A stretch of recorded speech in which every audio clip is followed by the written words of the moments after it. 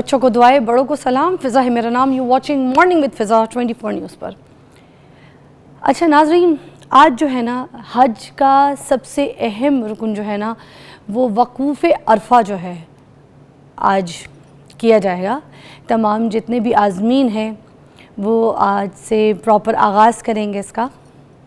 तो उसके अलावा जौन सा कल भी जो थे ना आज़मीन जो थे वो मिना शहर में पहुंच गए, ठीक है। उसके बाद उन्होंने जौन सा नमाज ज़ोहर जो है, मगरिब, इशा वो सब अदा की।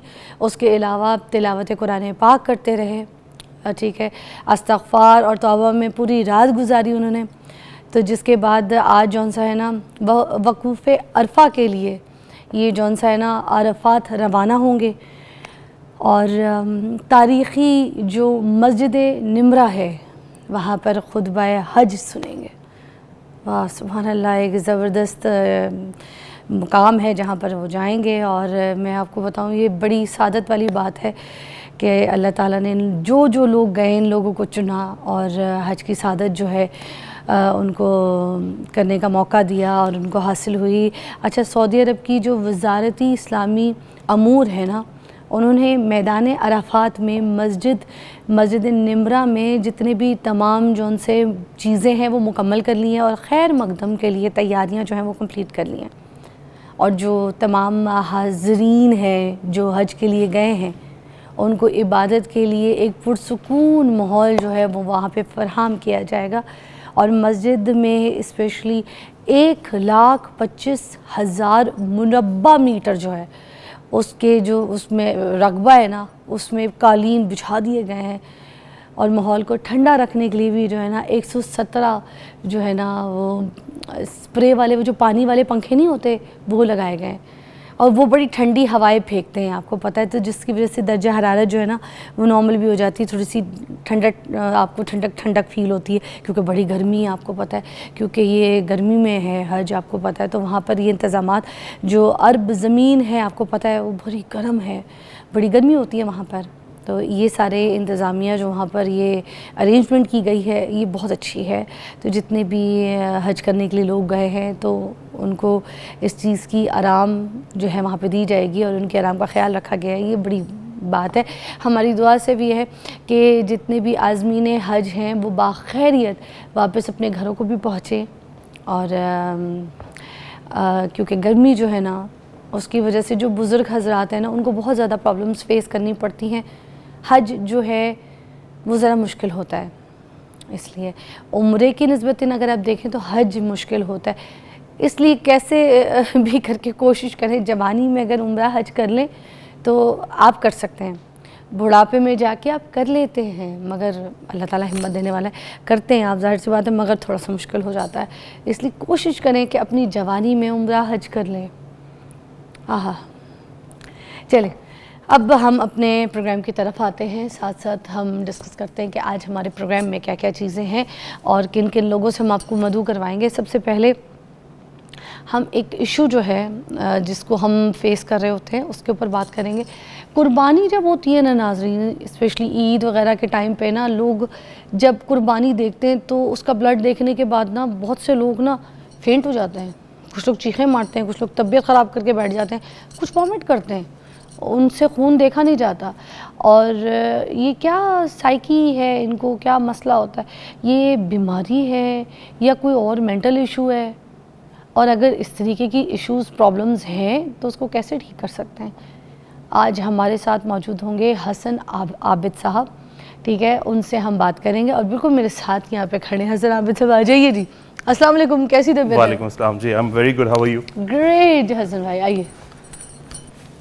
सर हसन साहब, सबसे पहले तो हम यही पूछेंगे आपसे कि ये जो खून देख के हम सुनते हैं ना, यार हमारा तो बेटा बेहोश हो गया था, उसको हमने कहा छुरी छू लो तो छुरी देख के बेहोश हो गया, तो खून तो दूर की बात है कि इस खौफ से कि मैंने बकरे का गला कटता देखना है एंड ऑल दैट।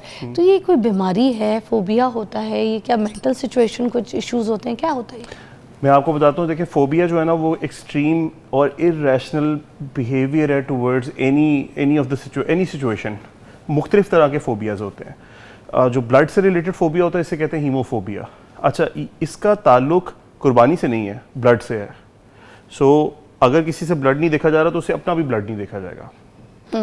अब क्वेश्चन ये आता है कि ये होता क्यों है। ये हो जाता है, बहुत मुख्तलिफ वजूहात हैं।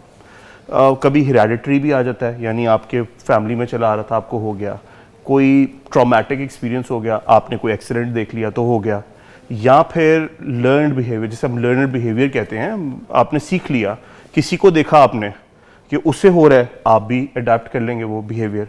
तो मुख्तलिफ वजूहात हैं। अब अच्छा, कुछ लोग नाटक भी तो करते होंगे या नहीं? करते होंगे, बिल्कुल। बहुत सारी चीज़ों से आप रिलेट करने की कोशिश करते हैं, जिसे हम कहते हैं मिमिक करना। हाँ। आपने बहुत सारे लोगों को देखा कि वो एक चीज़ की तरफ नागवार बिहेवियर शो कर रहे हैं, आप भी शो करना शुरू कर देंगे। हाँ।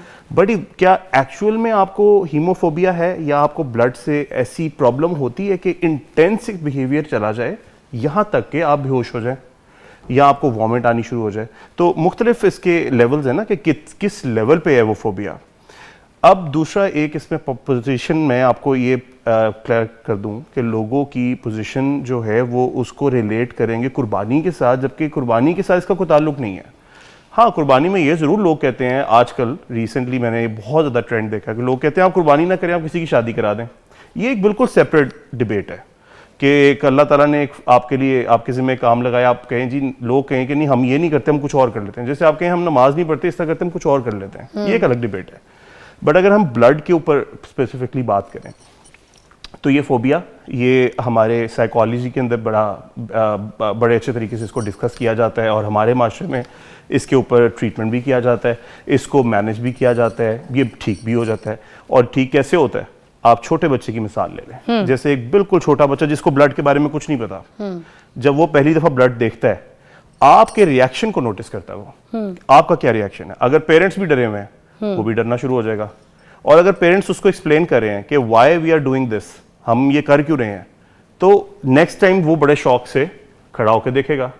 तो अगर आपने अपनी लॉजिकल रीजनिंग, यानी जो आपके माइंड के पीछे एक थॉट है, उस थॉट प्रोसेस को अच्छे से बिल्ड किया, तो फिर आपको ये कभी नहीं होगा।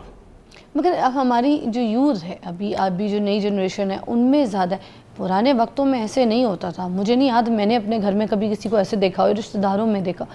मगर अब आजकल तो हर दूसरा ये बात कर रहा है, चाहे लड़का है या लड़की है, इतने नाजुक हो गए, इतने नाजुक हो गए, कैसी बातें कर रहे हैं। जी जी, देखें, जिस माशरे में मैं बड़ा हुआ, मैं भी इसी माशरे में बड़ा हुआ, एक नॉर्मल इंसान हूँ, मिडिल क्लास से हूँ। मेरे पेरेंट्स ने तो सिखाया कि आप छुरी भी खुद फेरें। हाँ। असल में अगर हम इसको कुर्बानी से जोड़ेंगे तो कुर्बानी का बिल्कुल कॉन्सेप्ट फ़र्क है। कुर्बानी में तो अल्लाह ताला ये फरमाते हैं कि आपकी जो सबसे बेहतरीन करीबी चीज़ है, आप उसको कुर्बान करें अल्लाह के लिए। वो इंसान नहीं हो सकता। हाँ। इसलिए अल्लाह ताला ने आपको एक ऑप्शन दिया कि आप एक जानवर ले लें, बिल्कुल, उसको पालें, उससे आप उनसियत डेवलप करें। ऐसे ही जब आपको वो पसंद आ जाए, बहुत करीब आपके रहे, आपके साथ पले बड़े, आप देखें बकरे को और बकरियों को अल्लाह ताला ने हर नबी को ये सिखाया कि वो बकरियां चराए, और उसके साथ आपकी एक डेवलपमेंट हो जाती है, आपकी एक रिलेशनशिप। वो बकरा आपको फॉलो भी करेगा, आपके साथ आपके इंतज़ार करेगा, हैप्पी होगा, अपनी टेल भी हिलाएगा इवन जब आप उसके पास लेके जाएंगे खाना। तो जब आप उसको कुर्बान करते हैं तो एक्चुअल में आप सैक्रिफाइस कर रहे होते हैं अल्लाह के लिए। ये उसकी पीछे रीजनिंग है, लेकिन उसकी रीजनिंग ये नहीं है कि हम असल में उसका खून बहाने के लिए या उसको खाने के लिए कर रहे हैं। अगर आप ये देखें कि पूरी दुनिया के अंदर यूजुअली ईद के अलावा कितनी स्लॉटर किया जाता है, कितने एनिमल्स को, तो आप देखेंगे वो नंबर बहुत ज़्यादा है, बहुत ज़्यादा है। यानी बीफ को अगर आप ये ले लेंगे, अगर बीफ कितना ज़्यादा स्लॉटर किया जाता है, काऊ कितनी ज़्यादा स्लॉटर किया जाता है, सबसे बड़ा नंबर इंडिया का है जहाँ पे उसको एज अ गॉड लिया जाता है। सो ब्लड का ताल्लुक, ब्लड हीमोफोबिया का ताल्लुक कुर्बानी से नहीं है। कुर्बानी इज़ अ सेपरेट थिंग। आपको ब्लड से इशू है, वो बिल्कुल आइडेंटिफाई किया जाना चाहिए कि क्यों है, क्यों आपकी ऐसी रीजनिंग डेवलप होगी कि अब आपको इतना खौफ महसूस होता है कि जैसे ही आप ब्लड देखते हैं, इसमें एक इसको आप डिटेल में बात कीजिएगा एक ब्रेक के बाद। हाँ,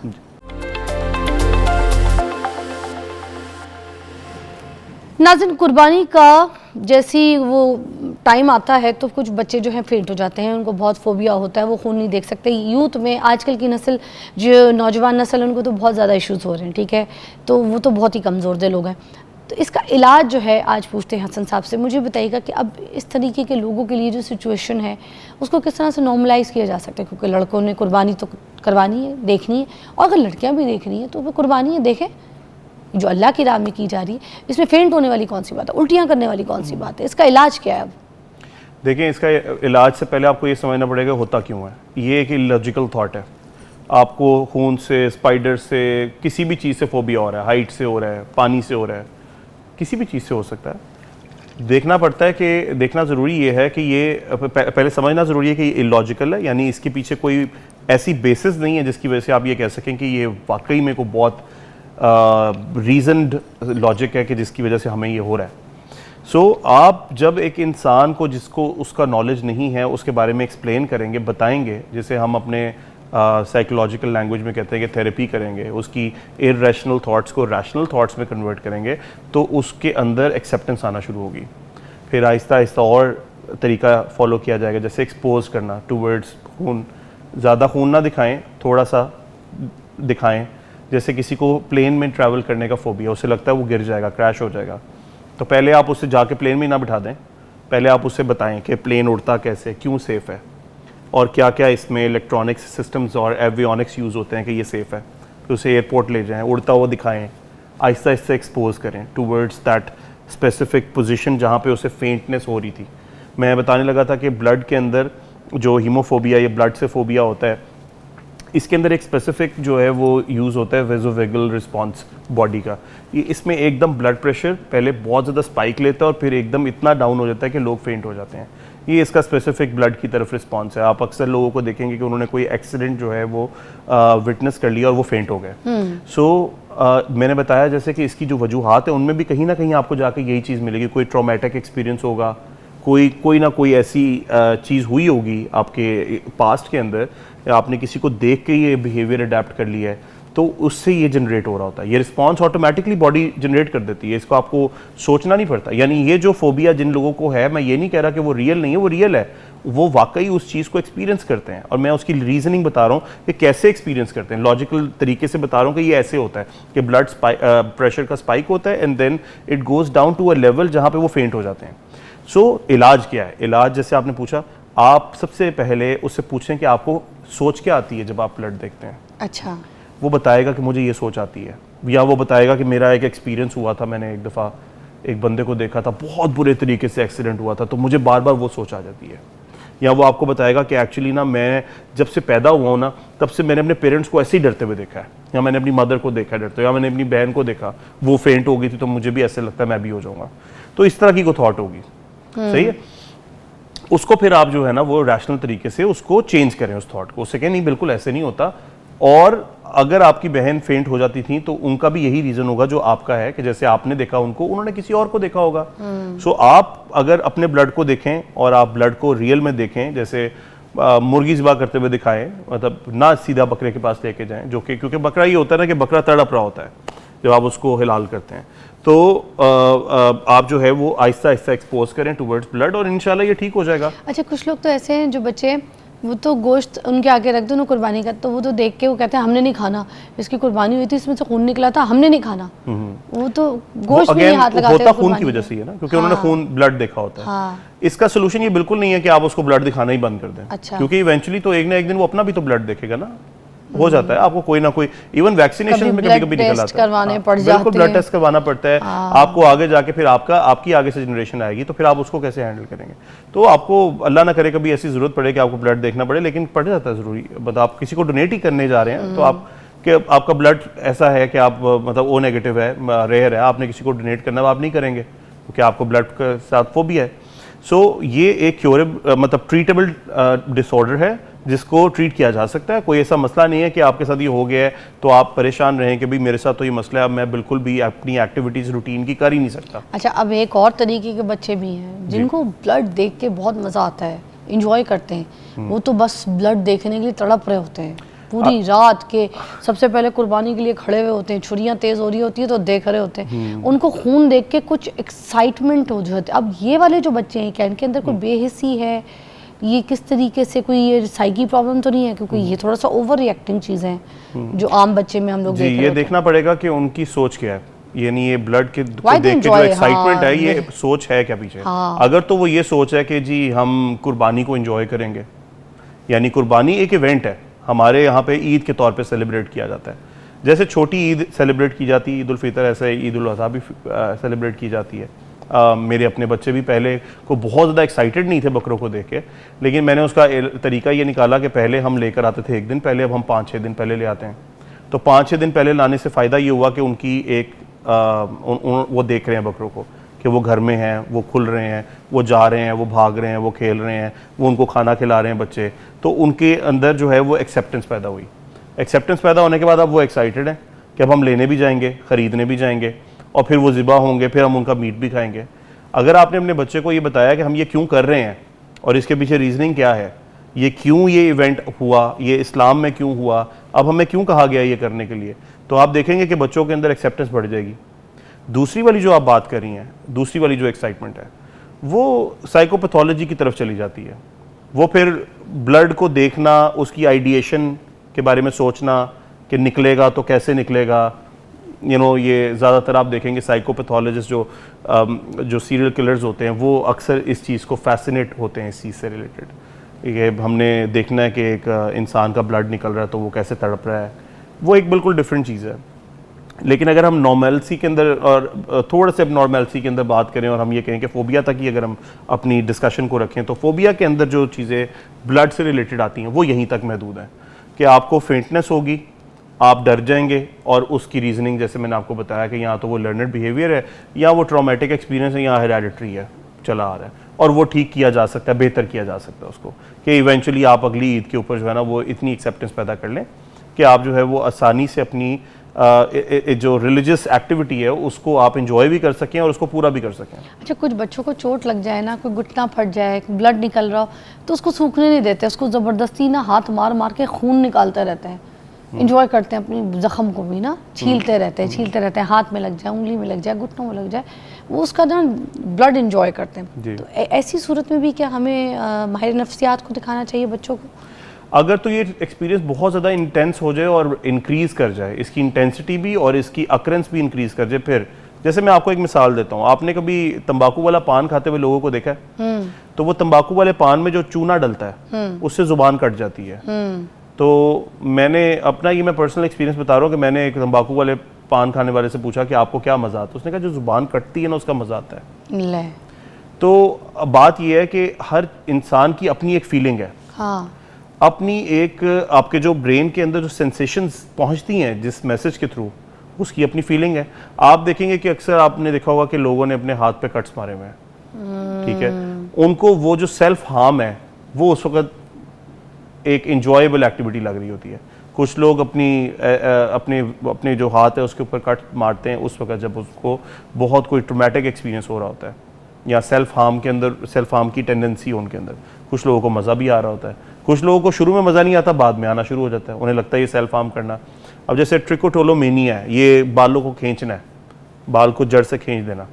कुछ लोग जो है वो बाल खींचते हैं अपने, कुछ लोगों को आग लगाने में मज़ा आ जाता है, ठीक है। इस तरह के काफ़ी सारे लोगों में एक्सपीरियंसेस हो। कुछ लोगों को चोरी करने का मज़ा आता है, मतलब उनको ये अर्ज रहती है कि वो कोई चीज़ उठा लें कहीं से। आप देखेंगे अच्छी फैमिली से हैं, अमीर घराने से, उनको ज़रूरत नहीं है, लेकिन वो किसी मॉल में, शॉपिंग मॉल में जाएंगे, चीज़ उठा लेंगे। तो ये डिपेंड करता है कि कौन सी आपकी जो अर्ज है वो सेटिस्फाई हो रही है क्या करने से।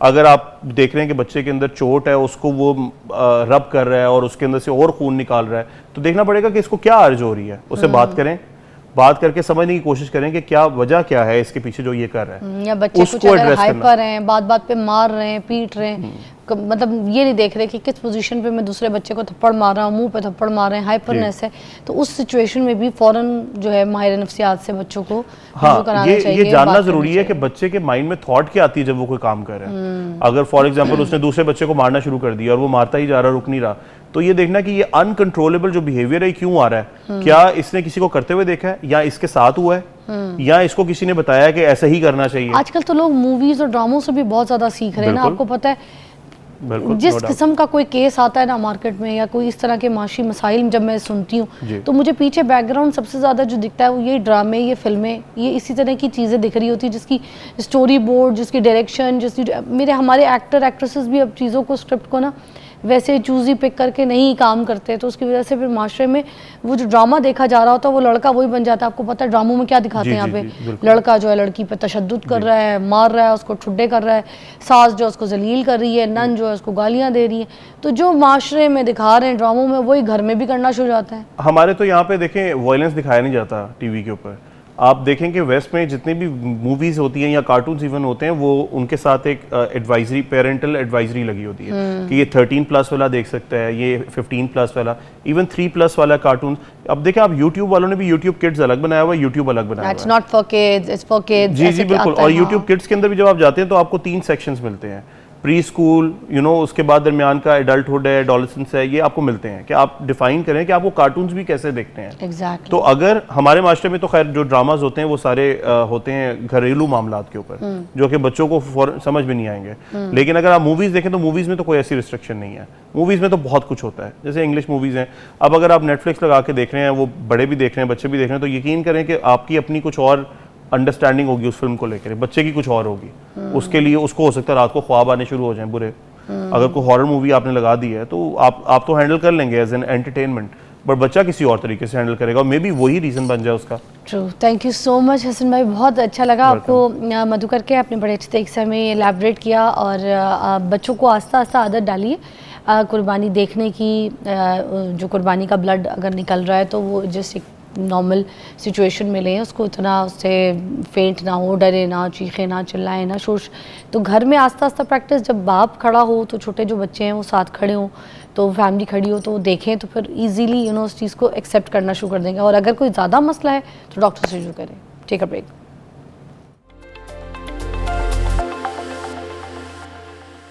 Okay ji, welcome back. और मेरे पास एक मेहमान है जिनको मैं अभी आपसे मधु करवाती हूँ।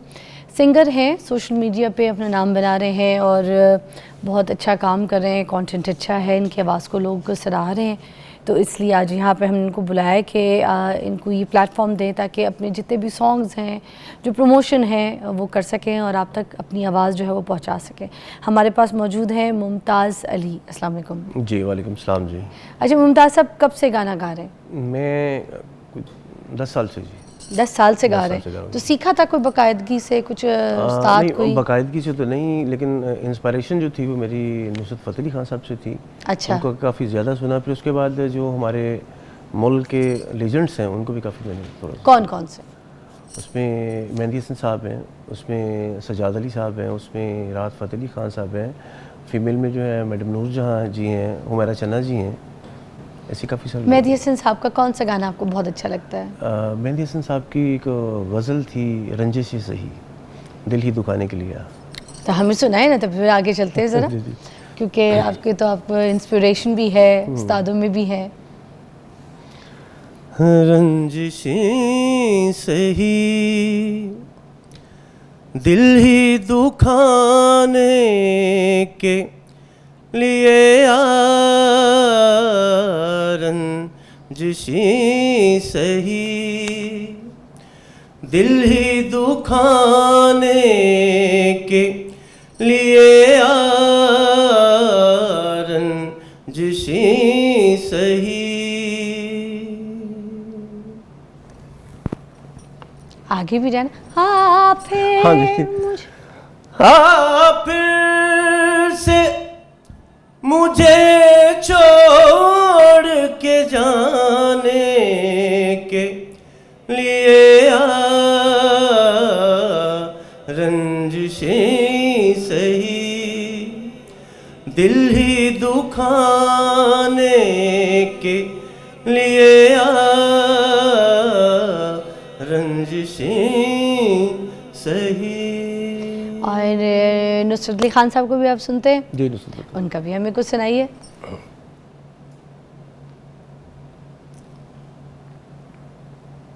तेरे बिना रोगी होए प्यासे ने रोआ ते लावा तेरा नाम मेरे सजन किथे जावा आवे ना किते मैनू चैन तेरे बिना रोगी होए प्यासे ने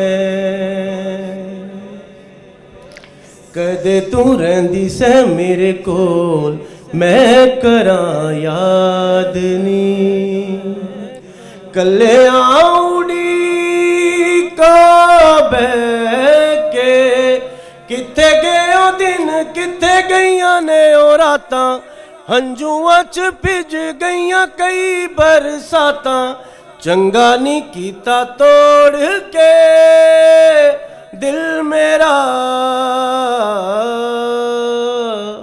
तेरे बिना रोगी होए प्यासे ने। एक ब्रेक लेंगे, ब्रेक के बाद दोबारा ज्वाइन करेंगे और भी गाने सुनते हैं। हमारे साथ रहिए, देखते रहिए मॉर्निंग विद फिजा।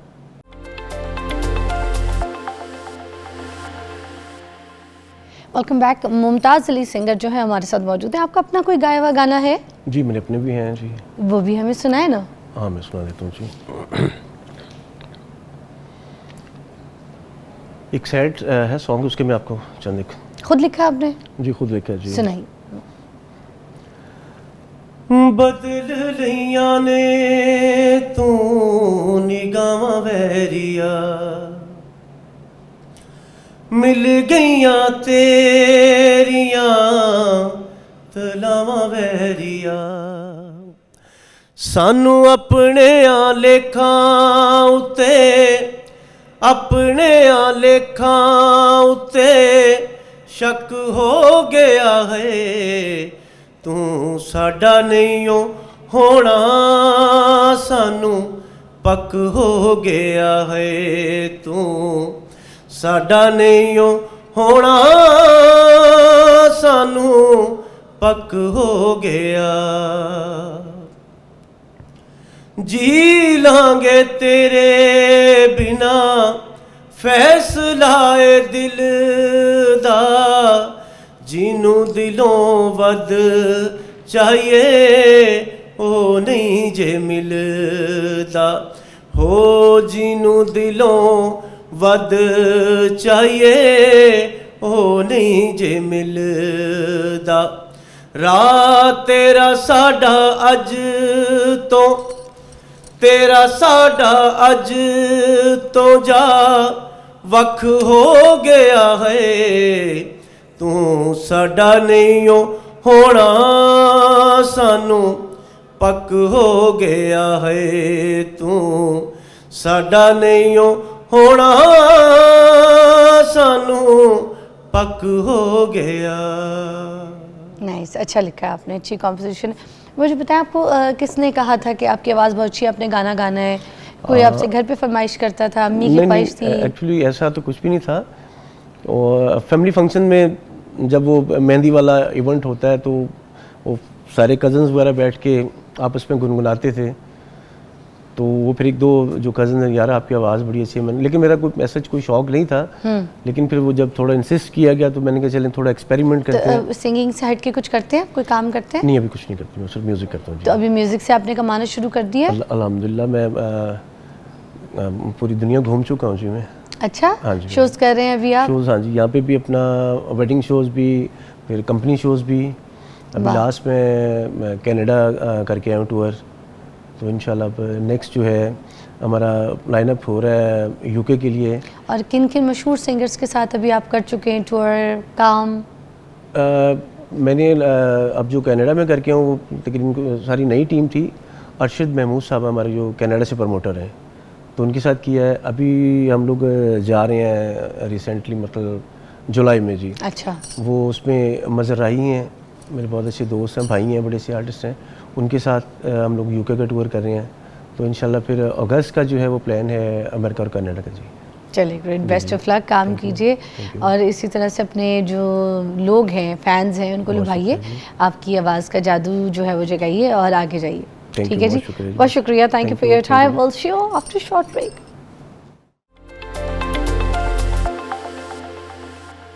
ओके जी, मेरे पास ज़बरदस्त मेहमान मौजूद हैं, ठीक है, तो उनके साथ आज हम बात करेंगे कि किस तरीके से ये जो कुर्बानी का गोश्त हम खाते हैं, किस मिकदार में खा सकते हैं, कितना खा सकते हैं, किस तरीके से खा सकते हैं। असल में आपको पता है, हमें तो ये पता है ना कि कुर्बानी का गोश्त खाना है, अब उसको वेल डन करके खाना है, उसको ओवर कुक करके खाना है, उसको नॉर्मल खाना है, थोड़ा सा कच्चा खाना है, ये सब हमें नहीं पता। अब उस गोश्त के अंदर कुछ लोग ये कहते हैं कि बहुत ज़्यादा ओवर कुक कर लो तो उसकी इफादियत ख़त्म हो जाती है, कुछ लोग कहते हैं कि कच्चा खाएंगे तो फिर तबीयत ख़राब हो जाएगी, हज़म भी नहीं होगा जल्दी। तो ये कुछ जो गोरे हैं वो तो स्टेक ऑर्डर करते तो कहते हैं वेल डन नहीं कीजिएगा।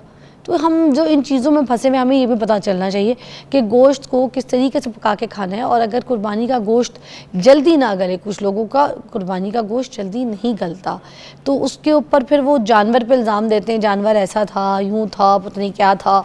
तो इसके बारे में भी हम जानेंगे कि किस वजह से होता है ये सब कुछ, कि गोश्त जल्दी ना गले और उसको गलाने के लिए भी क्या कर सकते हैं। ठीक है, हमारे पास है हकीम फरहान साहब, हाफिज़ फरहान साहब, अस्सलाम वालेकुम। वालेकुम अस्सलाम व रहमतुल्लाहि व बरकातुहू। कैसी तबीयत है जी? अल्हम्दुलिल्लाह। सर थोड़े थोड़े टाइम रह गया, बिल्कुल थोड़ा टाइम है, बिल्कुल।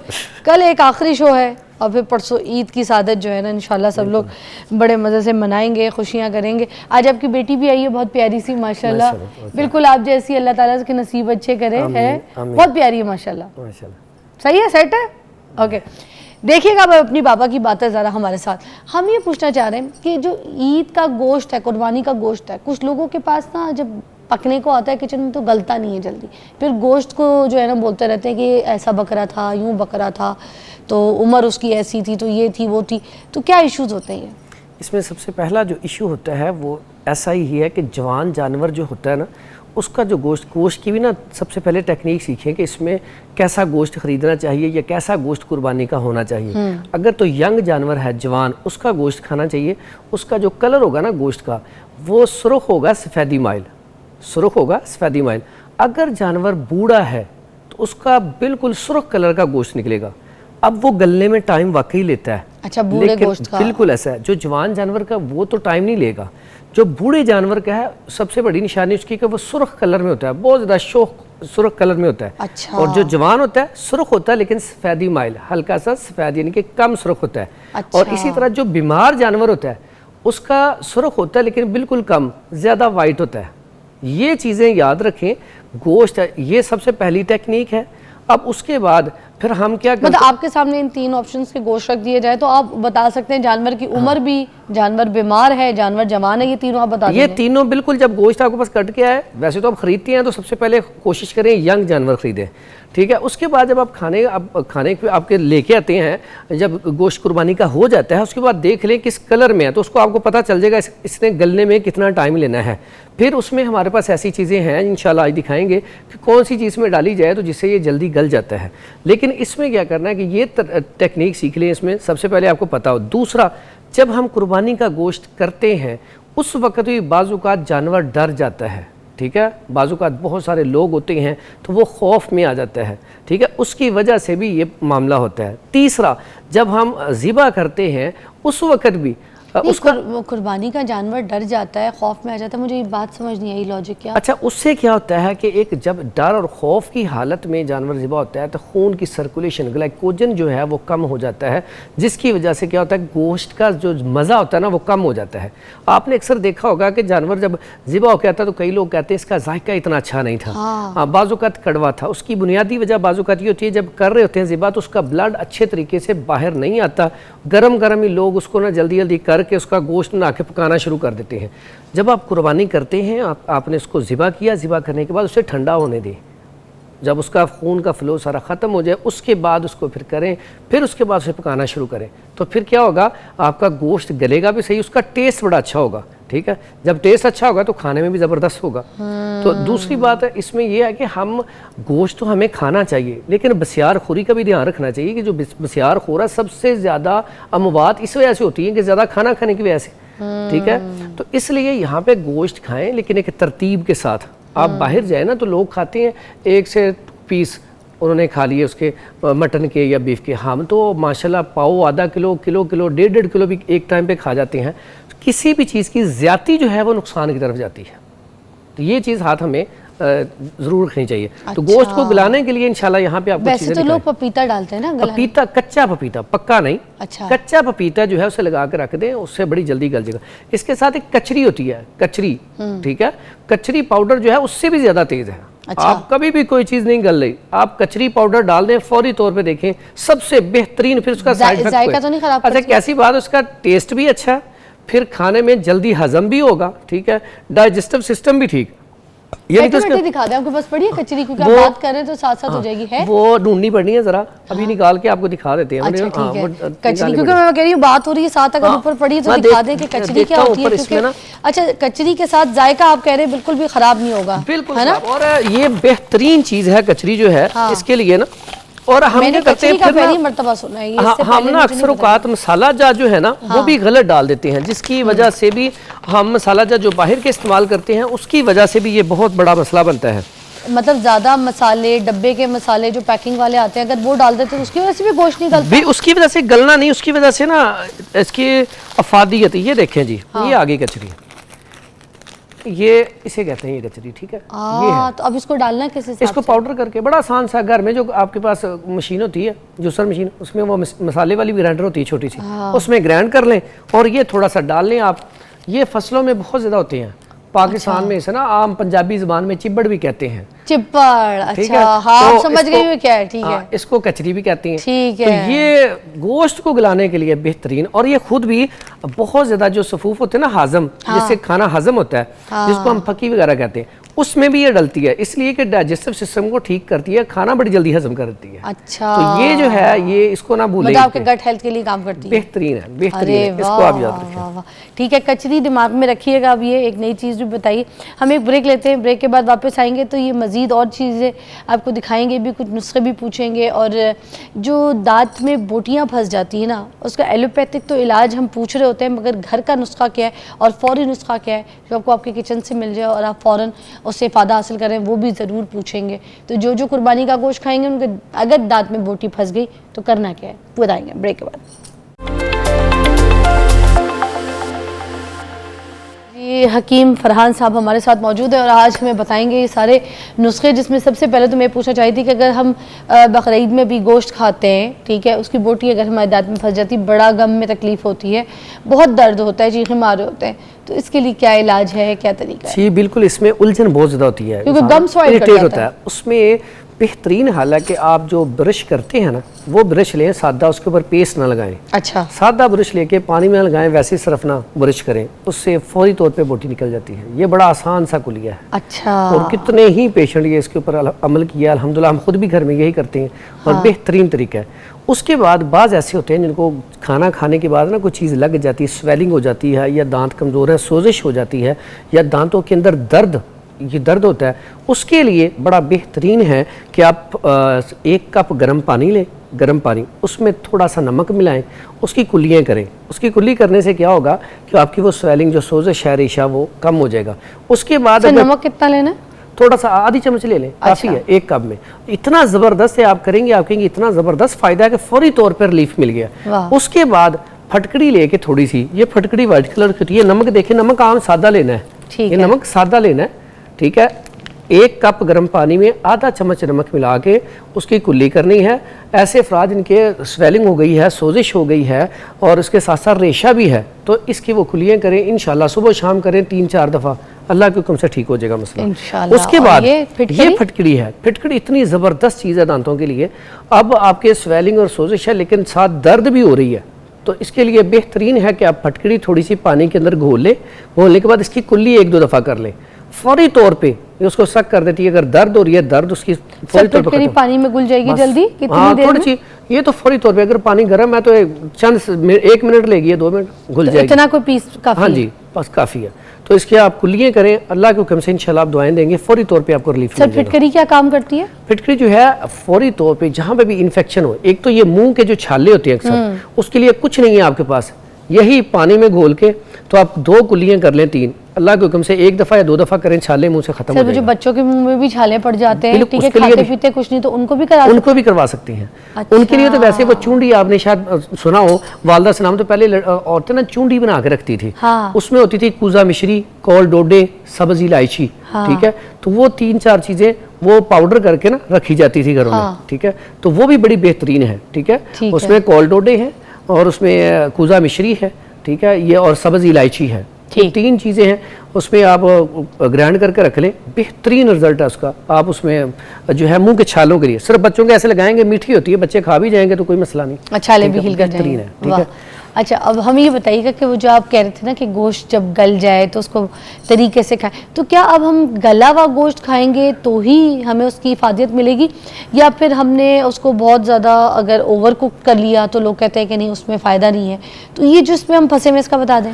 इसमें सबसे बेहतरीन अगर देखा जाए तो गांव में पहले ना वो हंडिया होती थी, ठीक है, वो कच्चे बर्तन जो होते थे, मट्टी के बर्तन। अब मट्टी के बर्तनों में देखें तो जैसे हम उबाल के सब्जी खाते हैं ना, इस तरह का गोश्त तैयार होता था, उसका टेस्ट भी ज़्यादा होता था, ठीक है। आप इसको गलाएं लेकिन एक लिमिट तक। हम क्या करते हैं, प्रेशर कुकर में जब हम बनाते हैं ना तो उसमें इसकी अफादियत कम हो जाती है, क्योंकि आप थोड़े टाइम में इतना हाई टेम्परेचर पे इसे ले जाते हैं जिसका नुकसान होता है, इसकी जो प्रोटीन्स है वो कम हो जाती हैं। तो इसलिए ना बहुत ज़्यादा गला हो ना बिल्कुल कच्चा हो, ठीक है, जो हल्का बिल्कुल बाज़-औक़ात बिल्कुल कच्चा होता नहीं। आप दरमियानी आंच पे दरमियाना से इसको रख के वो बनाएं तो बेहतरीन है। और ज़्यादा अच्छा है कि अगर आप वो हंडिया ले आएँ कच्ची वाली, तो उसमें तो कमाल का टेस्ट भी अच्छा होगा, जल्दी भी गलता है क्योंकि उसमें दम स्टीम अच्छी होती है। उसमें गलता भी सही है। और आप कभी भी याद रखें, उसमें आप सब्जी बनाएंगी, आपको सब्जी की खुशबू आएगी, सब्जी का टेस्ट आएगा। इसमें हम अक्सर औकात मसाले इतने डाल देते हैं और ऊपर से इसकी आंच इतनी तेज़ होती है। ज़्यादातर लोग प्रेशर कुकर में बनाते हैं। मेरा तो मशवरा है कि अगर आपने इसकी अफादियत लेनी है तो आप इसको हंडिया में हल्की आंच पे रख दें, फिर आराम से बना के खाएं, बेहतरीन टेस्ट है।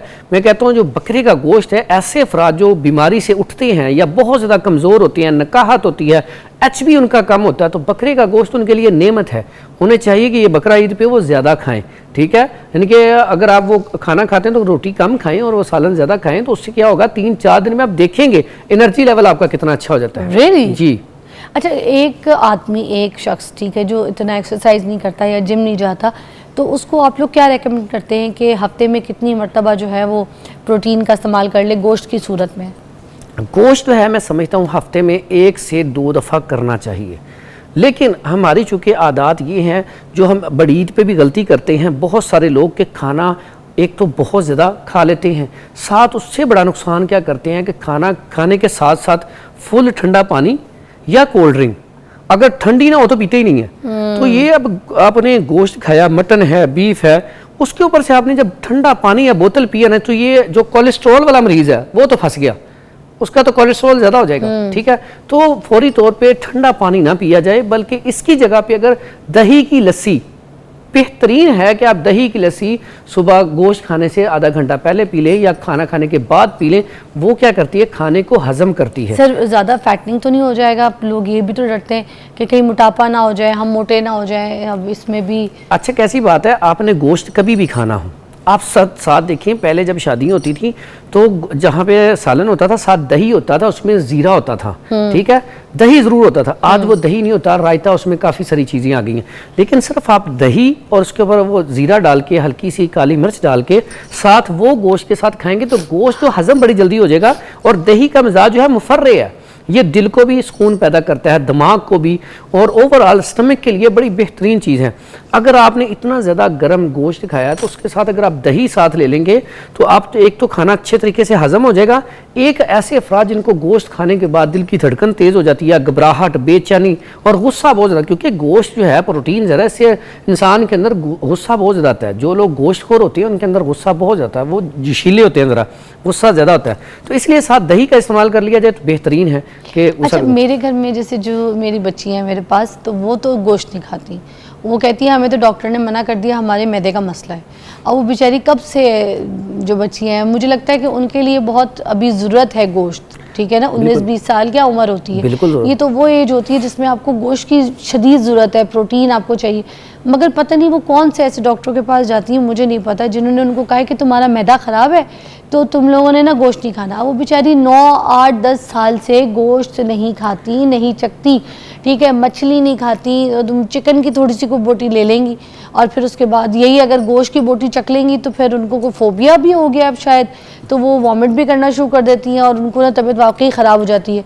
तो मैदे की दवाइयाँ भी उनको पता नहीं कौन कौन सी दी हुई हैं पुड़ियाओं में। अब इसमें होता क्या, ऐसे अब बच्चे सुनते कोई नहीं है ये, मैं ऐसे अफराद, ऐसी बच्चियाँ जिनको ये प्रॉब्लम है, अब उनकी अब कभी भी अब टेस्ट करवाएंगे या वैसे वो आपको बताएंगे मैदे के अंदर जलन होती है, मैदे वाली बड़ी आंत के अंदर। अब ये होता है क्या कि मैदे वाली जो बड़ी आंत है उसके अंदर इन्फेक्शन होता है, ये आगे अल्सर बन जाता है। लाल मिर्चें खाने से, अंडे पे लाल मिर्चें छिड़के खाएगी कुछ नहीं होगा, गोश्त खाएगी तो कहेगी मेरा मैदे का मसला नहीं खाएगी। मैं इतनी 9-10 साल से इस चीज़ पे परेशान हूँ, मैं इसको कहती हूँ हेयर फॉल हो रहा है इसी वजह से गोश्त नहीं खाती हो, ठीक है, मछली तुम नहीं खाती हो, ठीक है, दूध तुम नहीं पीती हो। अब इस तरह की वो चीज़ें बच्चों को डॉक्टर ने सख्ती से मना किया हुआ, नहीं गर्म है मत खाएं आप। कुछ ऐसा होता है कि जब दिमाग में बात बैठ जाए ना किसी के, अब बच्चियों के दिमाग में वो बात बैठ चुकी है कि नहीं वो हालांकि उसका नुकसान नहीं होगा। तरीका मैं आपको बता देता हूँ, उन्होंने गोश्त खाना हो पहले उन्हें ना आप ये, मैं एक दवाई बताता हूँ, उसमें हल्दी, मुलट्ठी और सौंफ, ये ओवरऑल पूरी बॉडी में जहाँ पे भी इन्फेक्शन हो, अल्सर हो, इसका बेहतरीन इलाज है। हल्दी, मुलट्ठी और सौंफ, 3 चीज़ें, हल्दी, मुलट्ठी और सौंफ। हल्दी आपको पता है इन्फेक्शन के लिए, इन्फ्लेमेशन के लिए सबसे बेहतरीन। सर इनको तवे पे अगर हम गरम करके इसका पाउडर सफूफ गरम बना करके लें, कर लेंगे या वैसे ही कर लेंगे। देखें ये आम, ये अब हल्दी है तो हम ना हल्दी खुद ये इसको बीजते हैं और खुद इसको फिर आगे इसका सारा प्रोसीजर करते हैं, उबालते हैं, उबाल के इसको ये पाउडर फॉर्म में करके अपने स्टोर पे बेचते हैं, ठीक है। तो ये ओरिजिनल हल्दी आप जब लेंगे तो उसका टेस्ट ही अलग होता है, ठीक है। और ये मुलट्ठी क्या काम करेगी? मुलट्ठी में तो चलो पेट के, मुंह के अमराज, मैदे के लिए सब। मुलट्ठी जो है आपके लंग्स में इन्फेक्शन हो, आपके उसके बाद यूरिटरी ट्रैक में इन्फेक्शन हो, आपके मैदे के अंदर इन्फेक्शन हो, ओवरऑल जहाँ जहाँ भी इन्फेक्शन है उसके लिए बेहतरीन किस्म की चीज़ है। और ऐसे अफराद जिनके अंदर बाजू का नक्सीर फूट जाती है, बहुत ज़्यादा खून आना शुरू हो जाता है, उसके लिए भी, अगर बवासीरी खून आ रहा है उसके लिए भी अकेली मुलट्ठी जो है उसका पाउडर करके उसका सफू बना के आप कैप्सूल भर के दे दें तो बेहतरीन किस्म का रिजल्ट है उसका। अरे वाह, एक ब्रेक लेते हैं, ब्रेक के बाद मिलते हैं। और ये जो लोग आपको कहते हैं ना आपका मैदा ख़राब है, गोश्त नहीं खाइएगा, तो ऐसे बच्चों को समझाइए कि ये जो भी जिस डॉक्टर के पास आप गलती से चले गई थी या चले गए तो उसके बाद उन्होंने जो कह दिया, हर चीज़ पत्थर पे लिखी लकीर नहीं है, जो कह दिया है वही होगा। अब मैदा अगर ख़राब है तो ठीक भी हो जाता है, अगर थोड़े टाइम के लिए ख़राब था, ये नहीं कि अब 9-10 साल के लिए ख़राब हो। जो बच्चे नहीं खाते उनको खिलाइए, प्रोटीन है और ये कुर्बानी का जानवर है, अल्लाह ताला ने हमें ये खाने के लिए दिया है, ठीक है, अल्लाह के राह में कुर्बान किया है। इसका असल मकसद ये है कि हम अपनी प्यारी चीज़ कुर्बान करते हैं अल्लाह की राह में, मगर ये जो चीज़ें हमें खाने पीने के लिए दी है इसमें बहुत नेमतें, सेहत है, इनको खाएं। ब्रेक लीजिए।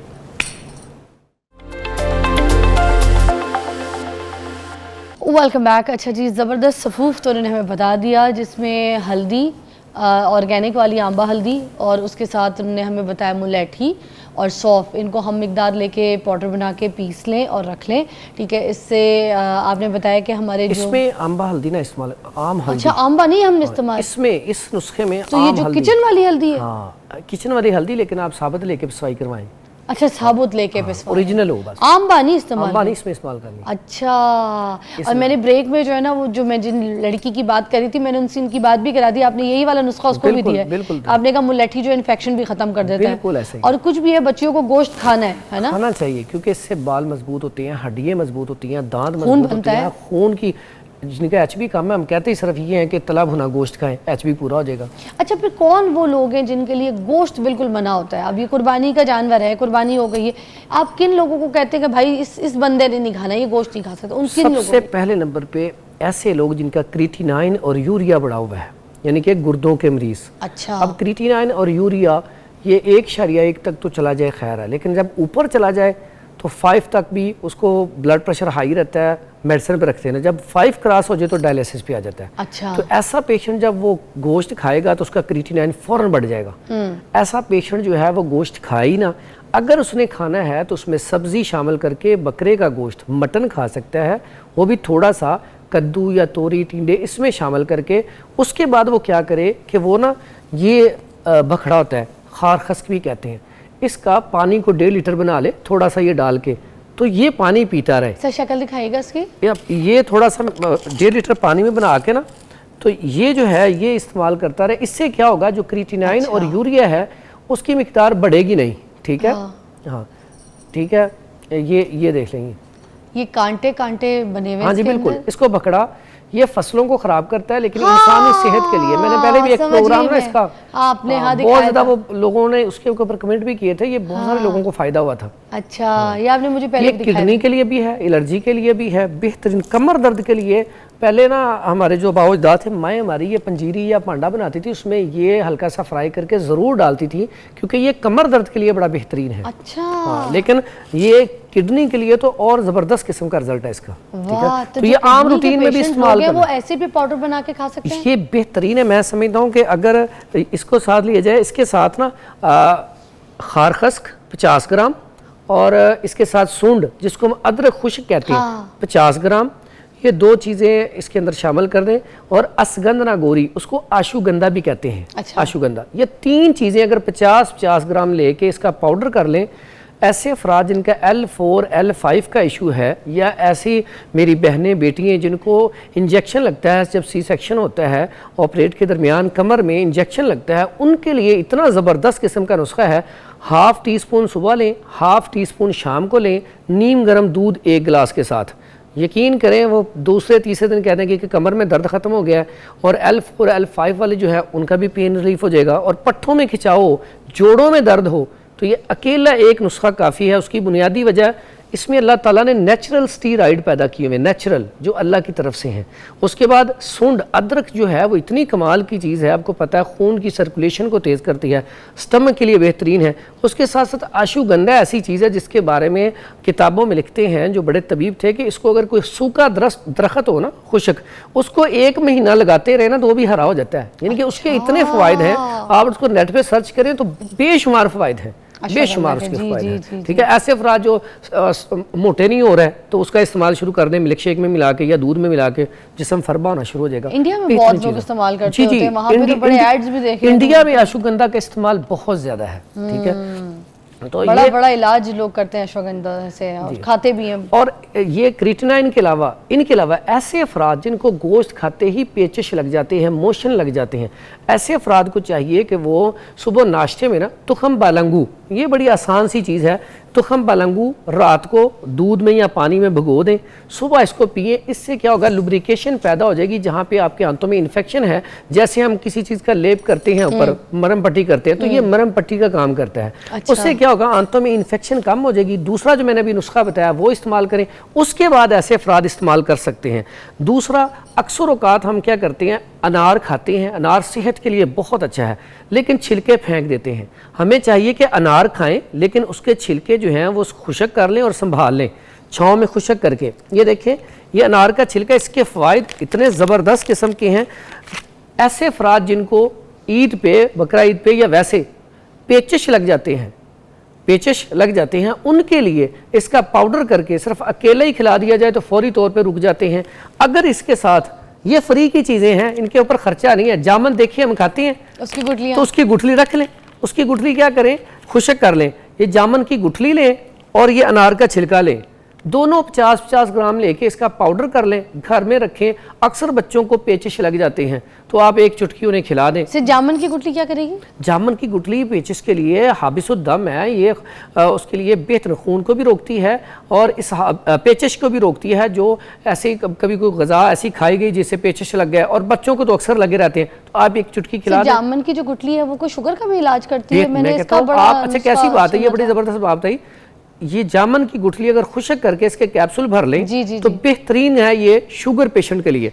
और हम शुगर पेशेंट को रिकमेंड करते हैं कि आप जामन ज़्यादा खाएं। अब जामन जो है, ऐसे अफराद जो गोश्त भी कम खाते हैं, खून की कमी है, उसके लिए भी डेली आधा पाव अगर जामन खाया जाए तो खून का लेवल जो है 1 महीने के अंदर पूरा हो जाता है। और कैसी बात है, जामन तो हमने खा लिए, अनार भी हमने खा लिए, और ये फ्री में आपकी दवाई भी तैयार हो गई। और ये पेचिश का ऐसा इशू है कि हर माँ बाप भी परेशान होता है, बड़े भी परेशान होते हैं। जैसे अभी आपने एक बात बताई थी कि वो जैसे ही गोश्त खाएं तो उन्हें पेचिश लग जाती है। मैंने आपकी बात भी कराई ऐसी थी, हाँ। बिल्कुल ऐसे बच्चों के लिए भी ये बेहतरीन चीज़ है, बच्चा हो बड़ा हो, ठीक है। मीठे पानी के साथ ना आपने इसको खिलाना है। बड़ा हो तो चम्मच का चौथाई हिस्सा मिश्री भी डाल सकते हाँ हैं। मिश्री डाल सकते हैं, इसमें मिश्री डाल दो थोड़ा मीठा हो जाएगा। हाँ, तो वो खा लेंगे बच्चे मीठा हो फिर, जाएगा, है हाँ ना? मीठा हो बच्चों को तो जाएगा। ज़्यादा- और साथ मीठे ठीक। पानी के साथ खिला दें, वाह। पानी में थोड़ा चीनी डाल के। और इसके अलावा आजकल के मौसम में ही जैसे ही गोश्त खाया, अगर आपको प्रॉब्लम हो गई है तो आप 1-2 घंटे बाद ना 1 गिलास ठंडा दूध या 1 गिलास ठंडा पानी, उसमें आप कोई भी मीठा डाल लें हल्का सा, उसमें अब 1 चम्मच छिलका इसबगोल की भूसी, सिर्फ 1 चम्मच डालना है, 1 दफ़ा उसे हिलाना है और पी लेना है ताकि वो पेट में जाके फूले।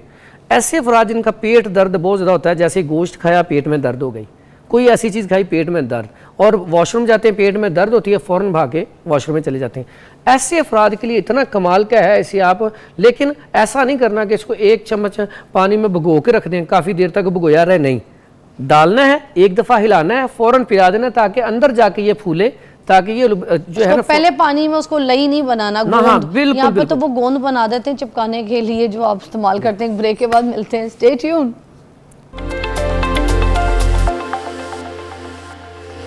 Welcome back, you watching morning with Fiza. Hakeem Farhan साहब हमारे साथ मौजूद हैं। अच्छा, गोश्त में स्मेल आ जाती है थोड़ी सी कुछ लोगों को, तो उसके लिए क्या करें जबकि अच्छी तरीके से धो रहे होते हैं? ऐसा होता है कि मैंने जैसे आपको पहले भी बताया कि जब गोश्त हम करते हैं ठंडा भी नहीं होता तो फौरी तौर पे हम उतार लेते हैं, तो उससे ऐसा हो जाता है। तो उसको, उसकी जो स्मेल है उसको ख़त्म करने के लिए बड़ा आसान सा तरीका है। हमारे घरों में ना आटा अब तो हम वो उसका छान होता ही नहीं है ना, तो पहले आटे का जो छान होता था ना भूसी, वो बड़ी बेहतरीन थी। ये आटे को जो हम छानते हैं, स्टेन करते हैं, उसके जो भूसी बच जाती है ना, ये अगर आप गोश्त को लगा के ना अच्छी तरह तो उसके बाद धोएं तो इंशाल्लाह स्मेल नहीं आएगी। वाह। और कैसी बात है, यही भूसी जो है इसका अगर आप कहवा बना के तो पिए, तो ऐसे अफराद जिनको मोटापा है, जिनका BMI बढ़ा हुआ है, उनके लिए इतना अच्छा है कि 1 महीने में 5 से 7 किलो वज़न कम हो जाता है। सिर्फ आटे का जो छान है इसका कहवा बनाना है, उसमें आपने लेमन थोड़ा सा निचोड़ना है, शहद थोड़ा सा डालना है, और इसको आपने सुबह शाम 1 कप पी लेना है। यकीन करें इतना ज़बरदस्त है कि आप खुद ही कहेंगे कि वाकई इससे इतना अच्छा वेट कम हो गया। और गोश्त की जो स्मेल है वो लूज मोशन तो नहीं लग जाएंगे? नहीं, बिल्कुल भी नहीं, ऐसा नहीं होगा। इसके कहवे से कोई ऐसा पेट हल्का नहीं होगा। ऐसा। इसके अलावा एक और चीज़ है, आपने अगर गोश्त का टेस्ट अच्छा करना है, स्मेल को भी ख़त्म करना है, मज़ेदार भी हो, तो उसके लिए दही का इस्तेमाल ज़रूर करें। दही, अगर आप टमाटर की जगह पे भी दही इस्तेमाल कर लेना गोश्त में, एक तो गोश्त का टेस्ट बड़ा कमाल होगा, दूसरा उसमें से स्मेल नहीं आएगी। ये बड़ी बेहतरीन चीज़ है। अगर आपका गोश्त जल गया, बाजू का तो होता है, अक्सर औरतें ना किचन में गोश्त रख के ना काम करती रहती हैं तो वो जल जाता है। हाँ। अगर ऐसा हो गया तो आप उसमें थोड़ा सा दूध शामिल कर दें, दूध शामिल करके उसे दोबारा भून लें, वो जो सड़े वाला जायका वो भी ख़त्म हो जाएगा। है जी, सिर्फ दूध थोड़ा सा शामिल करना है तो उसका जायका ठीक हो जाता है। वाह। अगर ऐसा हो जाए, बाजू का खाना बनाते हुए नमक ज़्यादा हो जाता है, ठीक है, आप खाना बना रही हैं, उसमें क्या हुआ है कि नमक उसमें ज़्यादा हो गया, तो उसमें बड़ा आसान सा तरीका है, घर में आटा बड़ा होता है, छोटा सा पेड़ा बनाएं, उसके अंदर डाल दें, आपका वो उसमें नमक कम हो जाएगा आटा डालने से ना। ये हम तरीका बताते होते हैं, जो ऐसे अफराद जो देसी घी को चेक करना हो ना, अब बिल्कुल खालिस है कि नहीं, तो आप उसके अंदर आटा रखेंगे ना, तो आटे से एक तो अगर वो सही नहीं है वो सही हो जाएगा, लेकिन उससे उसका वेट कम हो जाएगा, वो जो ओरिजिनल घी रह जाएगा, जो उसमें 2 नंबर चीज़ है वो सारी जो आटा है वो जज़ब कर लेगा। तो उसके बाद जब आप कभी भी देसी घी ले, जो ओरिजिनल है बिल्कुल सही है, अगर आपको डाउट हो तो आप उसमें आटा रखें, उसका देखिएगा किलो है तो 3 पाव रह जाएगा, लेकिन वो जो 3 पाव रह जाएगा ना वो बड़ा ज़बरदस्त होगा। अच्छा, ठीक है। अच्छा, ये जो यूरिक एसिड लोगों का बढ़ जाता है गोश्त खाने की वजह से, ठीक है, उसमें भी बड़ी तकलीफें होती हैं जोड़ों में, हड्डियों में, तो अब इसके लिए क्या तरीका है? ये बड़ा ज़बरदस्त आपका सवाल है कि गोश्त खाने की वजह से यूरिक एसिड बहुत ज़्यादा बढ़ता है। अब यूरिक एसिड जब बढ़ता है तो आम इंसान जो है आराम से सोता है, जब सुबह उठता है तो ये हाथ जो है उसके ऐसे फोल्ड ही नहीं होते, जोड़ सारे स्वेलिंग भी हो जाती है, दर्द भी। इसके लिए इतना ज़बरदस्त किस्म का ये कहवा है कि अगर आप ना 3 चीज़ें, सौंफ, या आपने सौंफ थोड़ी सी लेनी है, सौंफ आम मशहूर चीज़ है, सौंफ के बाद आपने 2-3 सब्ज़ इलायची लेनी है, और आपने ये इससे भी कम छोटा सा टुकड़ा इसका अदरक का लेना है। इसका आपने कहवा बनाना है, कहवा बना के आपने 1 कप सुबह, 1 दोपहर, 1 शाम पी लें, पहले कप के 10 मिनट बाद आपके ये स्वेलिंग और दर्द वो खत्म हो चुकी होगी इंशाल्लाह। और और अगर किसी कहवा जो हजरात को अगर फौरन अभी तकलीफ हो रही हो तो फौरन उसको पिलाएं। ये बना के पिलाओ तो फौरन उस वक्त फौरन। भी। अच्छा कैसी बात है, ये लाजमी नहीं कि आपने ईद वाले, जब भी आपके यहाँ पे दर्द हो, जोड़ों में, जॉइंट्स में, कहीं भी स्वेलिंग हो, उसके लिए बेहतरीन है। यूरिक लेकिन- एसिड से हट के भी। हाँ, यूरिक एसिड से हट। और इसका एक और चीज़ है, कहवा जो लोग बनाते हैं ये अक्सर सही नहीं बनाते। कहवा बनाने वो पकाई जाते हैं, काला उससे नहीं क्या करना। कड़वा हो जाता है। अच्छा। कहवा बनाना है, आपने चूल्हे पे रखा बर्तन, उसमें पानी जब उबलना शुरू हो गया उस वक्त आप ये चीज़ें डालें, फिर ऊपर से ढक दें उसको, ठीक फिर है। आंच बंद कर दें, 5 मिनट बाद तैयार हो जाएगा। ठीक है, थैंक यू सो मच, बहुत बहुत शुक्रिया। हकीम फरहान साहब हमारे साथ मौजूद थे। अब यही है कि जो जो चीज़ें हम यहाँ पे आपको बताते हैं उसको इस्तेमाल किया कीजिए, आपकी सेहत है तो सब कुछ है, तो आप खाइए, गोश्त इंजॉय कीजिए, मगर इनके साथ साथ इस तरह की परहेज़ और दवाइयाँ भी इस्तेमाल कीजिए। अल्लाह हाफ़िज़।